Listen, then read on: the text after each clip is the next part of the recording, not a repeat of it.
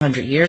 The dental anesthetic. Show you guys some of the documents showing the white races of Europe, and we can get a better perspective as to who the Moors were fighting.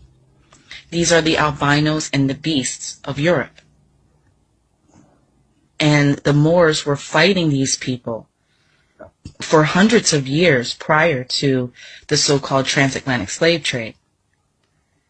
And one interesting thing I wanted to show you is that when you look at these beasts and albinos and how they have achieved what they've been able to achieve in just a few hundred years, keeping in mind that they were considered wild men just a few hundred years ago, and they had no last names. Many of them didn't even have first names.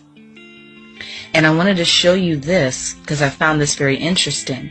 If you see here the wild men, and you look at the clothing that the people are wearing to the left, you can see here they're wearing this clothing to cover up their hairy bodies. So I found that very interesting. And something else I found in the British Library was one of the oldest genealogy charts, one of the first ones made for white people. And as you can see at the bottom of that genealogy chart, you see two wild men. So they're showing that their ancestry comes from the caveman.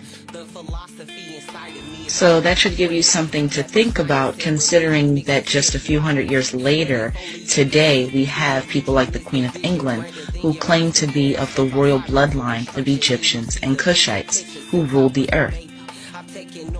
They even found the remains of a boy who was buried at Stonehenge in Europe. He was buried in Europe, but he actually came from the Mediterranean Sea in Africa. And he came to Europe 3,500 years ago. So that's in 1500 BC. So we're told that the Moors arrived in Europe in 700.